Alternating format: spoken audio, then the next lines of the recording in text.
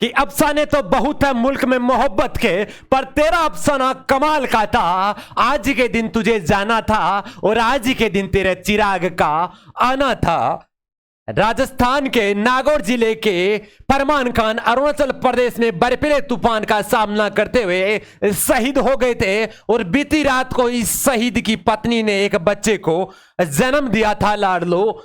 कि हिंद से मोहब्बत की एक नई इबारत लिख गया, कि हिंद से मोहब्बत की एक नई इबारत लिख गया, मिटा के खुद को तिरंगे को और बुलंद कर गया। जय हिंद, जय भारत, मां भारती के लाडले ऐसे वीर सपूतों को कोटि कोटि नमन। ऐसे ही वीर योद्धाओं के कारण ये धरती माता पूजी जाती है और वीरों की भूमि राजस्थान इसीलिए कहलाती है। ऐसी वीरों को बहुत बहुत दिल की गहराइयों से सत सत नमन। ऐसे वीर योद्धाओं के कारण राजस्थान की धरती पूजी जाती है, वीरों की भूमि कहलाती है। और फिर आज की क्लास का आगाज करेंगे कि गगनचुंबी इमारत दिवस कब मनाया जाता है। 3 सितंबर, 5 सितंबर, 4 दिसंबर या 16 सितंबर। छाप दीजिए एक बार सभी बच्चे कमेंट सेशन में राइट ऑप्शन बिना किसी देरी के। देखते हैं इसका सबसे पहले राइट ऑप्शन कौन देता है। 4 ऑप्शन आपके सामने।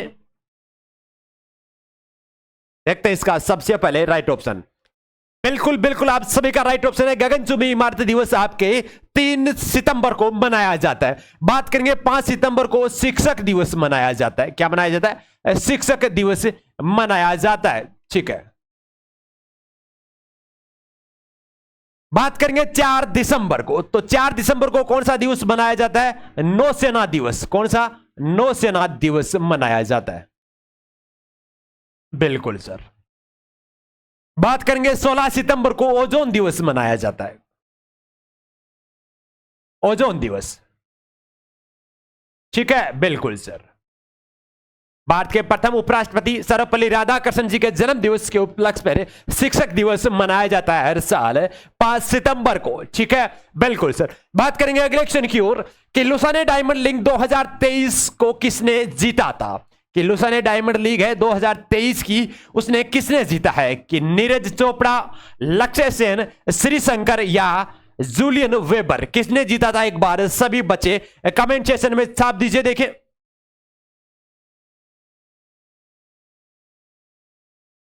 बिल्कुल बिल्कुल आप सभी का राइट ऑप्शन है लाडलो। नीरज चोपड़ा ने जो लुसाने में डायमंड लीग 2023 थी वो इन्होंने जीता था। ठीक है। अब बात करेंगे लक्ष्य सेन की, तो लक्ष्य सेन जो कनाडा ओपन 2023, कनाडा ओपन 2023 में जो बैडमिंटन टूर्नामेंट का आया,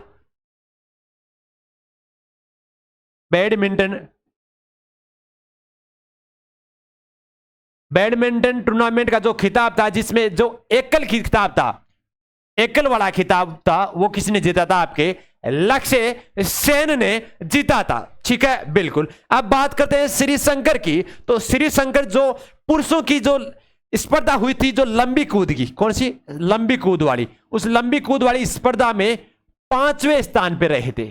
ठीक है, बिल्कुल सर। अब बात करते हैं जूलियन वेबर, जो आपके लुसाने डायमंड लीग 2023 में दूसरे स्थान पे रहे थे। ठीक है, बिल्कुल सर। बात करेंगे अगले क्वेश्चन की ओर। अगला क्वेश्चन, इन्फोसिस के ग्लोबल ब्रांड एम्बेसडर कौन बने? छाप दीजिए एक बार कमेंट सेशन में और एक बार सेशन को दबा के शेयर कर दीजिए, क्योंकि आज का सेशन आप सभी के लिए अति महत्वपूर्ण है। बिल्कुल छाप दीजिए। देखें, बहुत ही महत्वपूर्ण क्वेश्चन आज के सारे जो एग्जाम की दृष्टि से अति महत्वपूर्ण। इन्फोसिस के ग्लोबल ब्रांड एम्बेसडर कौन बने हैं? बिल्कुल आप सभी का राइट ऑप्शन है। बिल्कुल, राफेल नाडाल को बनाया गया था। किसको? राफेल नडाल को बनाया गया। बात करें शुभमन गिल को, तो शुभमन गिल को जो टाटा समूह के द्वारा ब्रांड एम्बेसडर बनाया गया है। ठीक है, बिल्कुल सर। इसके अलावा बात करें जियो सिनेमा रोहित शर्मा को, भारतीय क्रिकेट टीम के कप्तान रोहित शर्मा। बात करते हैं बंधन बैंक का ब्रांड एम्बेसडर सौरव गांगुली। लाडलो आप सभी को पता होगा, एग्जाम आपने सबने दिया होगा एसएससी में और दिल्ली पुलिस में, लगभग एग्जाम में देखने को मिलता है आपको ब्रांड एम्बेसडर। ठीक है, बिल्कुल सर। साथ में लिखते जाइए। तो ब्रांड एम्बेसडर है आपके हर एग्जाम में छपे हुए आपको मिलते हैं, ठीक है, बिल्कुल से। तो ब्रांड एम्बेसडर की बात कर लेते हैं कि स्टार स्पोर्ट्स के ब्रांड एम्बेसडर है ऋषभ पंत, स्टेशनरी निर्माता लक्ष्योर और HSBS इंडिया के, इन दोनों के ब्रांड एम्बेसडर कौन है? विराट कोहली, ठीक है। जियो सिनेमा के Rohit Sharma, fashion house Gucci के आलिया भट्ट, किसकी? फैशन हाउस गुच्ची की आलिया भट्ट है, ठीक है, बिल्कुल सर। साथ में लिखते जाइए, Star Sports Rishabh Pant, stationery निर्माता लक्ष्योर और HSBS इंडिया के विराट कोहली, जियो सिनेमा के Rohit Sharma, fashion house Gucci के आलिया भट्ट ब्रांड एम्बेसडर, ठीक है। लिख लीजिए एक बार सभी बच्चे, या स्क्रीनशॉट ले लीजिए एक बार, ले लीजिए एक बार स्क्रीनशॉट, बिल्कुल। बात करेंगे इसके आगे बंधन बैंक की, बंधन बैंक की अभी ने बात की थी, तो बंधन बैंक के आपके सौरव गांगुली, ठीक है, बिल्कुल सर। और हर्बल लाइफ की स्मृति मंदाना, जो भारतीय महिला क्रिकेट टीम की खिलाड़ी है। बात करेंगे पीएनजी ज्वेलर्स की माधुरी दीक्षित ब्रांड एम्बेसडर है। पूमा इंडिया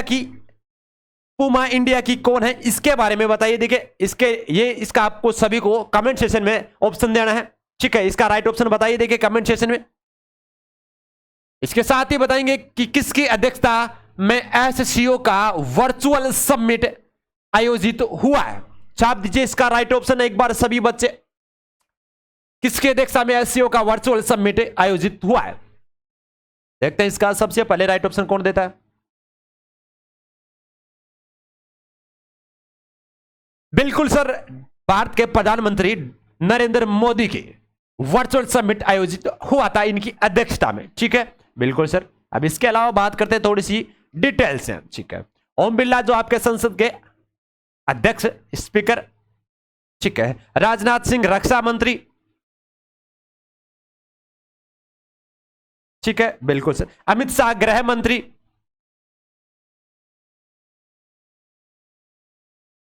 और मोदी ब्रांड है ही वैसे प्रधानमंत्री।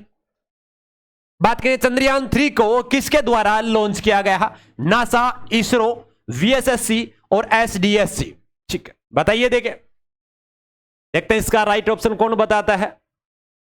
बिल्कुल छाप दीजिए एक बार।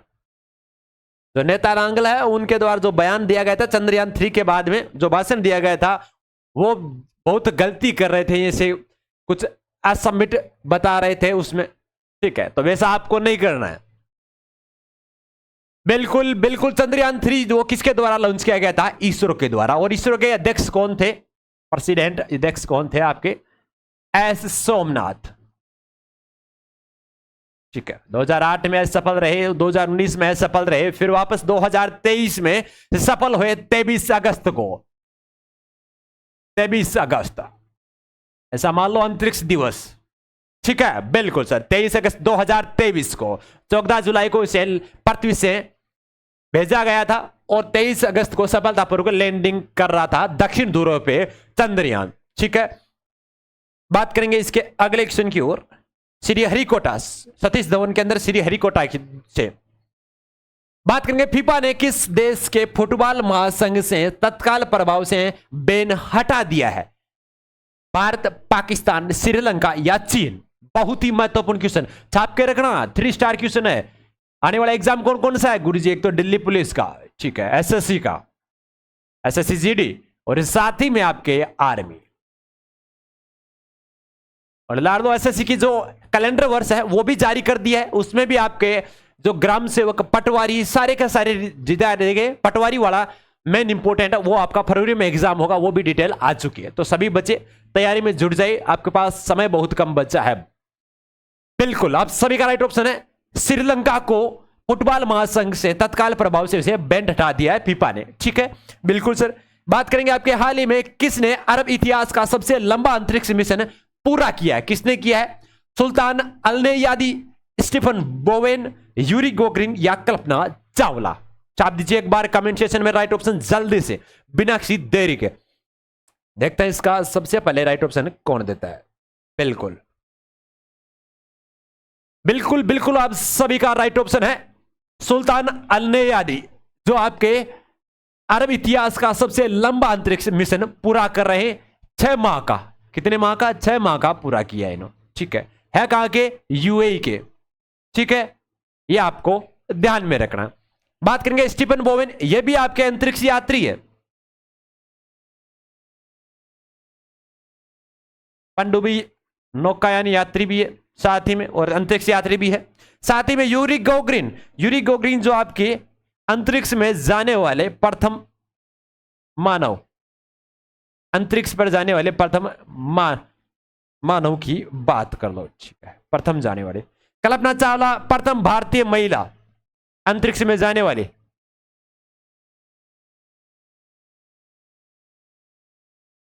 प्रथम भारतीय महिला है अंतरिक्ष में जाने वाली, महिला है। बात पुरुष की कर ले तो पुरुष कौन है? राकेश शर्मा,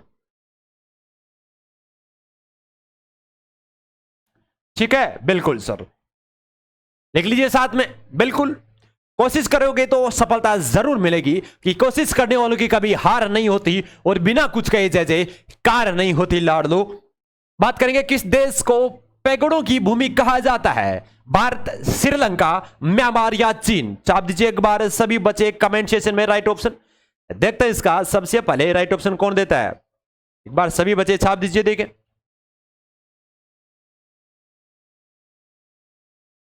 यूरी गोगरिन सेवती अंतरिक्ष यात्री थे, बिल्कुल। देखते हैं इसका सबसे,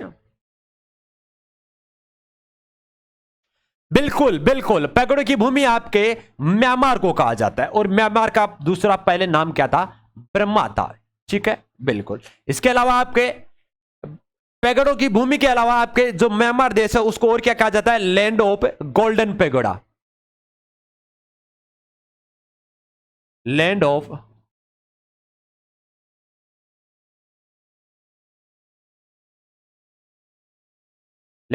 गोल्डन पैगोडा, ठीक है, यह भी आपके म्यांमार को कहा जाता है। या स्वर्ण पगोड़ा, वो भी आपके इसी को कहा जाता है।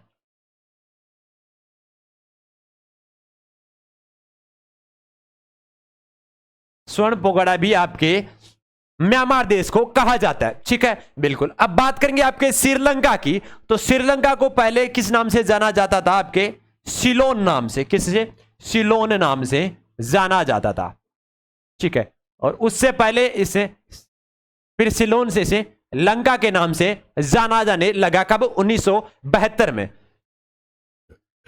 1972 में से लंका के नाम से जाना गया, और फिर लंका से इसका नाम 1978 में, 1978 में इसे श्रीलंका नाम दिया गया। ये आपको ध्यान में रखना है, ठीक है, बिल्कुल। आर्यवर्त भारत का नाम था, ये आप सभी को पता ही है, ठीक है। बात करेंगे आपके खो खो में कितने खिलाड़ी होते हैं? क्या 5 होते हैं, 6 होते हैं, 7 होते हैं या 9 होते हैं? चाप दीजिए एक बार कमेंट सेक्शन में। बापू तेरे पसीने की हर एक बूंद को मोती सा चमकाऊंगा, तू सपने बड़े देख पूरा करके मैं दिखलाऊंगा। बिल्कुल बिल्कुल, खो खो में कितने होते हैं लाडले? 9 प्लेयर होते हैं। 5 किस में होते हैं गुरुजी? गुरुजी 5 के आपके बास्केटबॉल में होते हैं। किस में? बास्केटबॉल में, ठीक है, बिल्कुल सर, सबको पता होगा, बिल्कुल सर, सबको पता है, ठीक है। बात करेंगे 6 किस में होते हैं आपके? वॉलीबॉल में। किस में? वॉलीबॉल में होते हैं, वॉलीबॉल में होते हैं, ठीक है, बिल्कुल सर। अब बात करेंगे गुरुजी वॉलीबॉल में हो गए, अब बताइए हमें 7 किस में होते हैं? तो 7 किस में होते हैं? कबड्डी में। किस में होते हैं? कबड्डी में 7 होते हैं। 9 किस में होते हैं आपके? खो खो में होते हैं, ठीक है। बात करेंगे गुरुजी 11 किस में होते हैं? 11 का पूछ लिया जाए तो 11 किस किस में होते हैं? एक तो हॉकी में होता है जो भारत का राष्ट्रीय खेल है और पाकिस्तान का भी राष्ट्रीय खेल है। क्रिकेट में भी 11 होते हैं, ठीक है। फुटबॉल में भी 11 होते हैं, ठीक है, बिल्कुल सर। लिख लीजिए एक साथ में, लिख लीजिए एक बार सभी बच्चे, ठीक है, बिल्कुल सर। बात करेंगे आवर्त सारणी में आवर्त की संख्या कितनी होती है? आवर्त सारणी में से आवर्त और वर्ग होते, इसमें पूछा आवर्तों की संख्या, तो आवर्त कितने होते हैं इसके बारे में छाप दीजिए एक बार। आवर्तों की संख्या कितनी होती है? बिल्कुल सर, आवर्तों की संख्या होती है 7 और वर्गों की संख्या कितनी होती है आपके 18। कितनी होती है? 18 होती है। आवर्त सारणी आपके किसने दी थी? मेंडलिप नामक वैज्ञानिक। मेंडलिप ने दी थी परमाणु भार के आधार पर। किसके? परमाणु भार के आधार पर आवर्त सारणी का मान दिया गया था। ठीक है, बिल्कुल सर। और मोजले नामक वैज्ञानिक ने परमाणु क्रमांक के आधार पर दिया गया था। किसके? परमाणु क्रमांक के। अब लाड़ लो, आप सभी को पता होगा, जैसे कि कार्बन का सी से प्रतिशत करते हैं, प्रतीक चिन्ह क्या होता है? सी। ठीक है, इसमें नीचे लिखा जाता है क्या? परमाणु क्रमांक। ऊपर क्या लिखा जाता है? परमाणु भार। तो लालो जो मजे लेंगे है ना, सीरियस नहीं लोगे, पढ़ाई नहीं करोगे, मजे लोगे, तो मजे लोगे तो आप नीचे रहोगे ना, सदा नीचे ही रहोगे ना। मजे लिए मतलब नीचे रहिए। तो परमाणु क्रमांक, तो परमाणु क्रमांक के आधार पर किसने दिए? मोजले ने, आवर्त सारणी ने दी। अब बात करेंगे, ऊपर बचा है एक ही तो बचा है, क्यों? भार के आधार पर। तो मेंडलिप भी तो बचा है एक दूसरा, तो मेंडलिप ने किसे दिए? परमाणु भार के आधार पर। और जो मजे लेता है वो नीचे रहता है, इसीलिए कहा है नीचे जो लिखा होता है वो क्या होता है? परमाणु क्रमांक। तो परमाणु क्रमांक के आधार पर मोजले नामक वैज्ञानिक ने आवर्त सारणी दी थी। ठीक है, आ गया डिफरेंट? बिल्कुल सर। बात करेंगे इसके अलावा अगले क्वेश्चन की ओर कि सबसे ज्यादा भेदन क्षमता किसकी होती है? बताइए। देखिए, क्या अल्फा की होती है, बीटा की होती है, या गामा किरणों की होती है, या फिर सौर किरणों की होती है? एक बार सभी बच्चे बता दीजिए। देखिए इसका राइट ऑप्शन, बिल्कुल बिल्कुल आप सभी का राइट ऑप्शन है। सबसे ज्यादा जो भेदन क्षमता होती है वो गामा किरणों की होती है। सबसे ज्यादा किसकी होती है? गामा किरणों की। उससे थोड़ी सी कम किसकी होती है? आपकी बीटा की होती है। और सबसे कम किसकी होती है? आपकी अल्फा की होती है। ठीक है, बिल्कुल सर, ध्यान में रखना। सबसे ज्यादा गामा की, उससे कम आपकी बीटा की, उससे कम आपकी सबसे कम होती है अल्फा किरणों की। ठीक है, बिल्कुल सर। वैसे हमने साइंस का जो चैप्टर है शाम को 6 बजे, रोज शाम 6 बजे जीत बेच चलता है। शाम 6 बजे जीत बेच, जो आपके आर्मी और दिल्ली पुलिस के लिए अति महत्वपूर्ण है। ठीक है, बिल्कुल दिल्ली पुलिस का बेच चलता है, वो दिल्ली पुलिस और आर्मी के लिए। वो क्लास लेना ना भूले। साइंस के एज इट इज पूरा पेपर शेड्यूल से हिसाब से चलता है और साथ में पूरा सिलेबस करवाया जा रहा है। उसमें साइंस में बायोलॉजी का चैप्टर कंप्लीट कर दिया है, केमिस्ट्री का कंप्लीट कर दिया है, फिजिक्स का बाकी है, साथ ही में पेपर सेट भी साथ में चल रहे हैं। तो वो क्लास लेना ना भूले। और शाम को 8 बजे मिलते हैं अपने मॉडल पेपर के साथ, सॉल्यूशन के साथ। ठीक है, बिल्कुल वो क्लास लेना ना भूले। ठीक है, बिल्कुल सर। तो आ गया, सबसे ज्यादा गामा की होती है, उससे कम बीटा की, और सबसे कम होती है अल्फा किरणों की भेदन क्षमता। ठीक है, बिल्कुल। श्वेत प्रकाश को जब प्रिज्म से गुजारता है तो रंग सबसे कम विचलित होता है। वो कौन सा रंग है? कि जब श्वेत प्रकाश होता है, जैसे सूर्य का प्रकाश होता है, उस श्वेत प्रकाश को किसी प्रिज्म से गुजारा जाता है तो कौन से कलर होता है या कौन सा रंग होता है जो सबसे ज्यादा विचलित हो जाता है, और कौन सा सबसे कम विचलित होता है? इसमें पूछा है सबसे कम विचलित कौन सा होता है। बिल्कुल सर, विचलन होता है आपके व्युत्क्रमानुपाती तरंगदैर्घ्य। ठीक है, तरंगदैर्घ्य के व्युत्क्रमानुपाती होता है। किसके? तरंगदैर्घ्य व्युत्क्रमानुपाती विचलन, यही तो होता है कि जिसका विचलन बढ़ेगा उसका तरंगदैर्घ्य कम होगा, जिसका तरंगदैर्घ्य ज्यादा होगा उसका विचलन कम होगा। तो तरंगदैर्घ्य सबसे ज्यादा किसकी होती है? लाल रंग की होती है। किसकी होती है गुरुजी? सबसे ज्यादा तरंगदैर्घ्य लाल रंग की होती है। और तो विचलन उसका सबसे कम होगा, तो लाल रंग का ही विचलन सबसे कम होगा। सबसे ज्यादा विचलन किसका होता है? बैंगनी रंग का। किसका होता है? बैंगनी रंग का होता है सबसे ज्यादा विचलन। तो जाहिर सी बात है तरंगदैर्घ्य सबसे कम किसकी होती? बैंगनी रंग की होगी। ठीक है, आ गया समझ में? बिल्कुल सर, लिख लीजिए एक बार। लाल रंग की सबसे ज्यादा तरंगदैर्घ्य और विचलन सबसे कम। बैंगनी रंग की तरंगदैर्घ्य सबसे कम, विचलन सबसे ज्यादा। अगर विचलन सबसे ज्यादा पूछ लेता यहां पे, अगर ज्यादा पूछ लेता तो ज्यादा किसका होता गुरुजी? बैंगनी रंग का होता, क्योंकि तरंगदैर्घ्य इसकी सबसे कम होती है। ठीक है, इसके अलावा बात करते हैं अशोक के किस शिलालेख में कलिंग के नरसंहार का वर्णन है? 9वें शिलालेख में, 10वें शिलालेख में, 11वें शिलालेख में, या 12वें शिलालेख में? किस शिलालेख में है इसका बता दीजिए एक बार सभी बच्चे कमेंट सेक्शन में। देखते हैं इसका सबसे पहले राइट ऑप्शन कौन देता है, छाप दीजिए एक बार सभी बच्चे कमेंट सेक्शन में। बिल्कुल सर, बिल्कुल आप सभी का राइट ऑप्शन बिल्कुल किसमें है? आपके 13वें शिलालेख में। किसमें है? 13वें शिलालेख में। बिल्कुल, ये थोड़ा सा मिस्टेक है। किसमें? 13वें शिलालेख में किया गया है इसका वर्णन। और 13वां शिलालेख यह हुआ कब था? आपके 261 ईसा पूर्व। कब हुआ था? 261 ईसा पूर्व है। ठीक है, जब आपके अशोक ने राज सिंहासन संभाला था उसके 8वीं वर्ष बाद में ये कलिंग पे युद्ध हुआ था। ठीक है, यह आपको ध्यान में रखना, जब अशोक का राज्याभिषेक हो गया था उसके 8वें वर्ष के बाद कलिंग युद्ध हुआ था। ठीक है, यह आपको ध्यान में रखना। और 13वें शिलालेख में इसका वर्णन किया गया। कई जगह आपको 11वें में भी देखने को मिलेगा, पर 13वां इसका राइट ऑप्शन होगा। ठीक है, बिल्कुल सर। नंद वंश का अंतिम शासक कौन है? गणानंद, सम्राट महन, या सम्राट महापद्नंद, या चंद्रगुप्त मौर्य? छाप दीजिए एक बार इसका राइट ऑप्शन। देखते हैं इसका सबसे पहले राइट ऑप्शन कौन देता है। अब बिल्कुल, गुड मॉर्निंग, गुड मॉर्निंग। एक बार सेशन को दबा के शेयर कर दीजिए सभी बच्चे। बिल्कुल बिल्कुल, आप सभी का राइट ऑप्शन। नंदवंश का अंतिम शासक कौन था? आपका गणानंद। और गणानंद को आपके चंद्रगुप्त मौर्य के द्वारा हराया गया था। ठीक है, ठीक है, बिल्कुल सर। अब बात करते हैं नंदवंश का प्रथम शासक कौन था? आपका सम्राट महापद्नंद। उन्होंने इसकी स्थापना की थी या नींव रखी थी आपके नंदवंश की। ठीक है, बिल्कुल सर। बात करेंगे इसके अगले क्वेश्चन की ओर कि समता का अधिकार किस अनुच्छेद में वर्णित है? इसके बारे में एक बार सभी बच्चे बता दीजिए। देखिए, समता का अधिकार, देखते हैं इसका सबसे पहले राइट ऑप्शन कौन देता है। बहुत ही महत्वपूर्ण क्वेश्चन आप सभी का।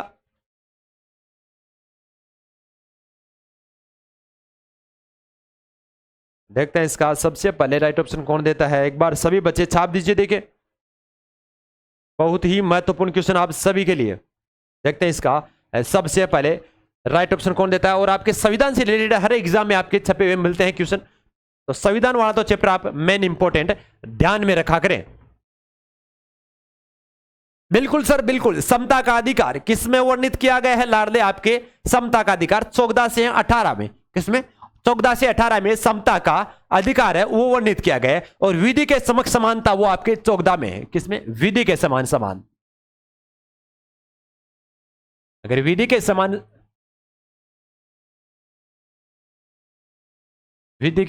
समता पूछी जाए तो अनुच्छेद 14 में इसका वर्णन किया गया है। ठीक है, बिल्कुल सर। और धर्म, मूल, वंश, जाति, लिंग या जन्म स्थान के आधार पर विभेद आपके 15 में किया गया है। लोक नियोजन के संबंध में अवसर में जो समानता लोक नियोजन में वो आपके 16 में किया गया है।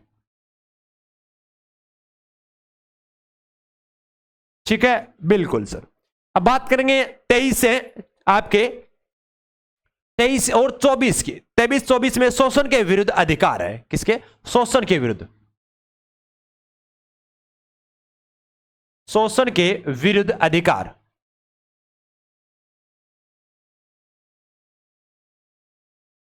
शोषण के विरुद्ध अधिकार है। ठीक है, बिल्कुल सर। अब बात करेंगे 19 से 22 में। तो 19 से 22 में स्वतंत्रता का अधिकार है। किसका? स्वतंत्रता का। स्वतंत्रता का अधिकार है। ठीक है, बिल्कुल सर। देख लीजिए एक बार इसको साथ में।